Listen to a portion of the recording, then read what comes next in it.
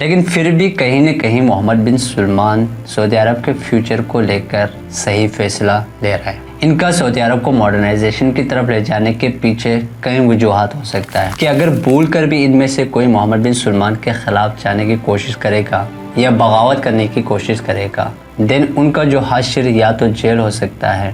یا موت۔ کچھ لوگوں کا یہ ماننا ہے کہ محمد بن سلمان ایک ظالم اور نیسٹک حکمران ہیں جو اپنے ذاتی مفاد کے لیے یمن اور شام جیسے ملکوں میں بے گناہ لوگوں کے خون بہا رہا ہے۔ محمد بن سلمان جو سعودی عرب کا موجودہ پرنس اور دنیا کے one of the most powerful انسان ہے، جو اتنا طاقتور اور چالاک ہے کہ امریکہ جیسے سپر پاور والے ملک کے عدلیہ کو بھی خرید سکتے ہیں۔ اس کا بیسٹ ایگزامپل حال ہی میں جرنلسٹ خشوگی قتل کیس کا فیصلہ ہے۔ جب 6 ستمبر 2022 کو امریکی کورٹ نے خشوگی قتل کیس کا فیصلہ سنایا تو دنیا حیران رہ گیا، کیونکہ اس کیس میں محمد بن سلمان کو بری کر دیا گیا تھا۔ حالانکہ پوری دنیا کو پتا ہے کہ خشوگی کو یمن کے بے گناہ انسانوں کے حق میں آواز اٹھانے اور سعودی کنگ کو بے نقاب کرنے کے جرم میں قتل کرایا گیا ہے، لیکن پھر بھی اس شاہ نے امریکہ اور کورٹ کے جج پر اتنا دباؤ ڈالا کہ جج بھی اپنے فیصلہ بدلنے پر مجبور ہو گئے۔ محمد بن سلمان کی اگر نجی زندگی دیکھے تو کئی کنٹروورسی سے پرے پڑے ہیں، چاہے وہ اپنے سگے کزن کو جیل میں بند کر کے خود کو سعودی عرب کا کنگ نومینیٹ کرانا ہو یا سعودی عرب کو ماڈرنائز کرنے کے لیے ویسٹرن کلچر کو اپنانا ہو۔ اس طرح کے بہت سے کنٹروورسیز میں محمد بن سلمان کا نام سر فہرست آتا ہے، اور یہی وجہ ہے محمد بن سلمان کو لے کر لوگوں کے مختلف پرسپیکٹیو دیکھنے کو ملتے ہیں۔ کچھ لوگ محمد بن سلمان کو ایک ریولیوشنری لیڈر مانتے ہیں جو سوشل لبریشن، ویژن 2030، نیوم سٹی جیسے کئی ایڈوانس پروجیکٹ کے ذریعے سعودی عرب کو ماڈرنائزیشن کی طرف لے کے جا رہا ہے، جبکہ کچھ لوگوں کا یہ ماننا ہے کہ محمد بن سلمان ایک ظالم اور نیسٹک حکمران ہیں جو اپنے ذاتی مفاد کے لیے یمن اور شام جیسے ملکوں میں بے گناہ لوگوں کے خون بہا رہا ہے۔ اور کچھ لوگوں کا یہاں تک ماننا ہے کہ یہ شخص اپنے اقتدار اور بادشاہیت کو برقرار رکھنے کے لیے کسی بھی حد تک جا سکتا ہے۔ اگر کوئی اس کے خلاف بولتا ہے یا بغاوت کرنے کی کوشش کرتا ہے، یہ اسے اپنے راستے سے ہٹانے میں ذرہ برابر بھی دیر نہیں کرتا۔ اس کا بیسٹ ایگزامپل یہ ہے جب 2022 میں محمد بن سلمان کو سعودی عرب کا نیا امیر بنایا گیا،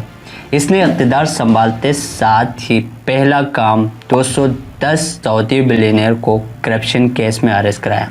حالانکہ یہ تمام لوگ کوئی کرپٹ لوگ نہیں تھے، اس نے ملک کے ان بلینئر کو محض اس لیے کرپشن کے کیس میں پھنسایا کیونکہ محمد بن سلمان کو پورے سعودی عرب میں اپنے آپ کو ڈومیننٹ دکھانا تھا، اور ان تمام بلینئر کو پہلے اریسٹ کر کے پھر چھوڑنے کا مقصد ہی یہ بتانا تھا کہ اگر بھول کر بھی ان میں سے کوئی محمد بن سلمان کے خلاف جانے کی کوشش کرے گا یا بغاوت کرنے کی کوشش کرے گا دین ان کا جو حشر یا تو جیل ہو سکتا ہے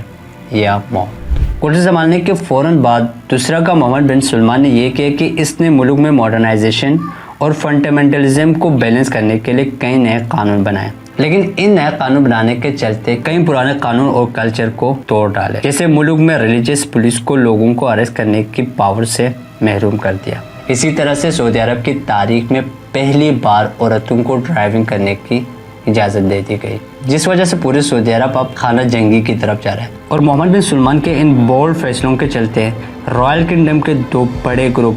اب آمنے سامنے آ چکے ہیں۔ شاید آپ کو یہ پتا نہ ہو، سعودی کنگڈم کو شروع سے ہی 2 ٹرائبس یعنی الوہاب اور آل سعود چلاتے آ رہے ہیں، اور شروع سے ہی الوہاب ٹرائب ملک میں ریلیجیس سے ریلیٹڈ جتنے بھی ڈپارٹمنٹ ہیں وہ الوہاب سنبھالتے آ رہے ہیں، جیسے ministry of education, ministry of Islamic affair جیسے جتنے بھی ملک میں ریلیجیس سے ریلیٹڈ ڈپارٹمنٹ ہیں وہ شروع سے ہی الوہاب ٹرائبس کے ممبر سنبھالتے آ رہے ہیں۔ اسی طرح سے ال سعود ٹرائبس سے سعودی عرب کا کنگ منتخب ہوتا ہے، پرائم منسٹر، ڈیفنس منسٹر اور فورن منسٹر بھی آل سعود ٹرائب سے بنتا ہے۔ لیکن محمد بن سلمان نے ان پرانے لاز کو توڑ کر ملک کے اندر فنڈامنٹلزم اور ماڈرنائزیشن کو بیلنس کرنے کے لیے کچھ نئے قانون بنائے، جو کہ کہیں نہ کہیں الوہاب ٹرائبس کے لوگوں کو پسند نہیں آ رہا ہے، جس وجہ سے ان کے درمیان دوری بڑھتی جا رہی ہے، جو کہ انڈائریکٹلی سعودی عرب کے اوور آل اکنامک گروتھ پر اثر انداز ہو رہا ہے۔ لیکن پھر بھی کہیں نہ کہیں محمد بن سلمان سعودی عرب کے فیوچر کو لے کر صحیح فیصلہ لے رہا ہے۔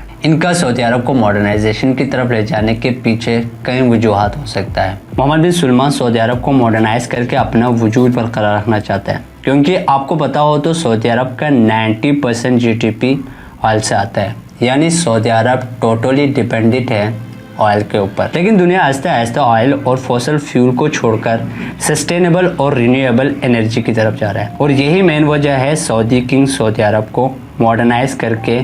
ऑयल पर से अपना डिपेंडेंसी को ख़त्म करना चाहता है। और इन तमाम नताइज के बारे में सऊदी किंग और उसके गवर्नमेंट को पहले से ही पता है। तभी तो बर्लिन में हुए क्लाइमेट कॉन्फ्रेंस में एक सऊदी एग्जीक्यूटिव ने अपना इजहार ख्याल पेश करते हुए कहा, मेरा दादा गधे पर बैठकर काम पर जाया करता था, मेरा बाप मर्सिडीज में बैठकर काम पर जाता है, मैं लंबरगिनी में बैठकर काम पर जाता हूँ, लेकिन इन फ्यूचर ये पॉसिबल है कि मेरा बेटा या पोता वापस से गधे पर बैठकर काम पर जाए। अब इसी बात से आप अंदाज़ा लगा लें कि सऊदी अरब को मॉडर्नाइज होना कितना ज़रूरी है। अगर आज सऊदी अरब अपने आप को मॉडर्नाइज करके अपने इकोनॉमी को डाइवर्सिफाई नहीं करता तो हो सकता है आने वाले वक्तों में यहाँ के लोगों को वापस से गधे इस्तेमाल करने पड़े। इसलिए सऊदी अरब को जितनी जल्दी हो सके अपने आप को मॉडर्नाइज करके ऑयल के ऊपर से जो डिपेंडेंसी है उसको ख़त्म करना होगा, और यही काम मोहम्मद बिन सलमान बहुत तेज़ी से कर रहा है। और सऊदी अरब को ऑयल से डाइवर्सिफाई करके टूरिस्ट पॉइंट जैसे vision 2013, NEOM city, night club जैसे कई और प्रोजेक्ट पर तेज़ी से काम कर रहे हैं, ताकि सऊदी अरब अपने वजूद को बरकरार रख सके और रॉयल फैमिली अपनी स्टेटस यानी बादशाहियत वाली जो निज़ाम है उसको कंटिन्यू रख सके।